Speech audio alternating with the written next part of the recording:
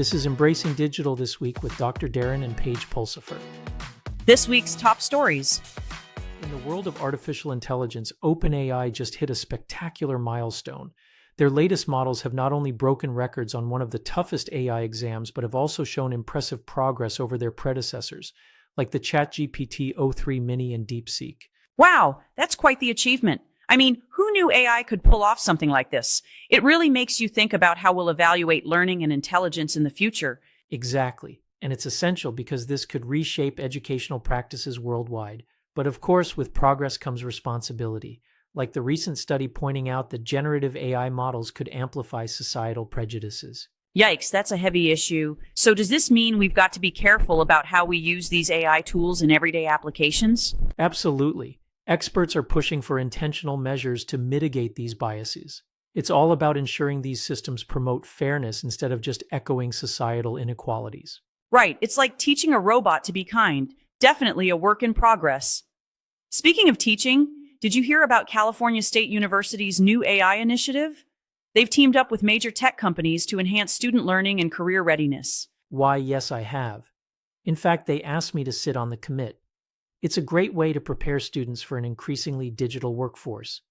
With AI becoming such a huge part of every industry, equipping students with these skills is crucial. For sure, it's like giving them a superhero training course, but instead of capes, they get prompting skills.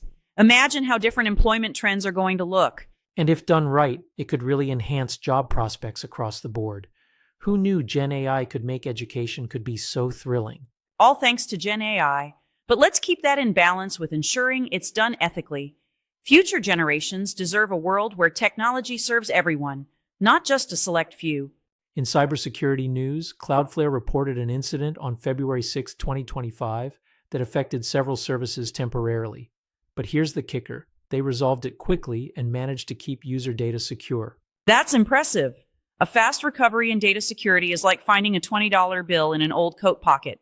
Exactly. Although specific details are scarce, Cloudflare is committed to transparency, which is comforting. And who doesn't love transparency? It's like when the kids actually tell you what they spent their allowance on. Speaking of transparency, over at the Cybersecurity and Infrastructure Security Agency, they've added a new Linux kernel vulnerability to their catalog. A vulnerability? Just what we needed, right? Right. It's actively exploited and could allow attackers to run malicious code. Security pros need to patch their systems ASAP. Or as I like to say, better patch it than play with fire. And as cloud threats grow, experts are pinpointing 8 crucial areas organizations must tackle. Only 8? Seems manageable. Just kidding. What are they focusing on? Data protection, access management, and real-time monitoring are at the top of the list. Ah, the holy trinity of cloud security. Can't ignore regular audits either, right? Absolutely. Compliance is key to enhancing security posture as operations and data storage shift increasingly to the cloud. In other words, treat your cyber health like our family's weekly checkups. Spot on, Paige. So folks, stay informed and secure out there. In today's tech landscape, it seems like private cloud solutions are on the rise. As businesses ramp up their digital transformation efforts, folks are really interested in scalable resources that prioritize data security. Data security and privacy are like the superheroes of the tech world right now. I mean, who doesn't want to keep their data safe, right? Exactly.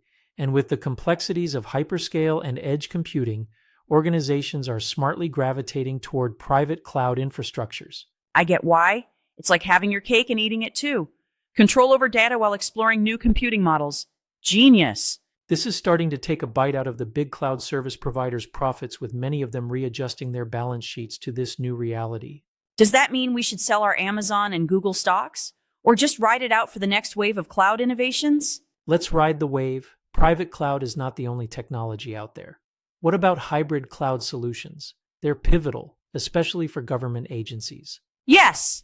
They blend on-prem infrastructure, private cloud, with public cloud services. It's like a tech smoothie, super nutritious and easy to digest. Nice analogy. This hybrid approach really enhances agility, scalability, and security. Government agencies are finding ways to manage data workloads while hitting all the regulatory marks. They've got to keep up with those ever-evolving citizen needs, no doubt. And on a brighter note, check this out. Hammerspace has reported a tenfold increase in revenue for 2024. Tenfold? That's like winning the lottery for tech companies. Right? That surge is fueled by the rising demand for AI-driven storage and hybrid cloud computing. Talk about hitting the sweet spot. It's impressive to see how they're integrating data across platforms so seamlessly. It's like the ultimate multitasking. Absolutely.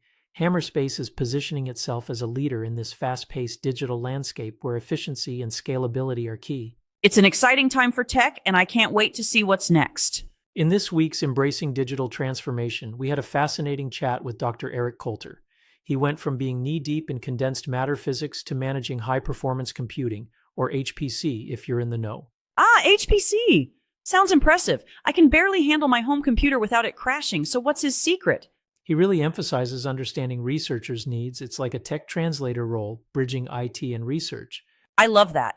Like a bilingual superhero for nerds.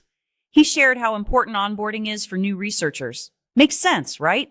Absolutely. Eric talked about providing consulting services to help researchers maximize those HPC resources. But there must be some challenges, right? I mean, researchers can be particular. Exactly. Getting researchers to share their work is a big hurdle. It's like prying open a treasure chest. You mean like getting our kids to share their snacks? Tough business. Right. And his team structure is designed for adaptability to support a whole spectrum of research. You need flexibility in that world. So he's basically saying, stay light on your feet while also being a knowledge guru. Sounds like a juggling act. It really is. And that adaptability is key when you're dealing with diverse research domains. Well, if Eric can manage all that, maybe I can take on the challenge of organizing our family calendar. Now that's high-performance computing. Good luck with that. But if Eric can inspire a whole field, who knows? Maybe there's hope for scheduling family meals too. True, and kudos to Eric for shedding light on these important issues. Sounds like a must listen. Keep up the comments and questions on LinkedIn and YouTube. We will try to answer them all. That's it for Embracing Digital this week. If you've enjoyed this episode, check out our full-length weekly podcast, Embracing Digital Transformation. And check out our website, embracingdigital.org.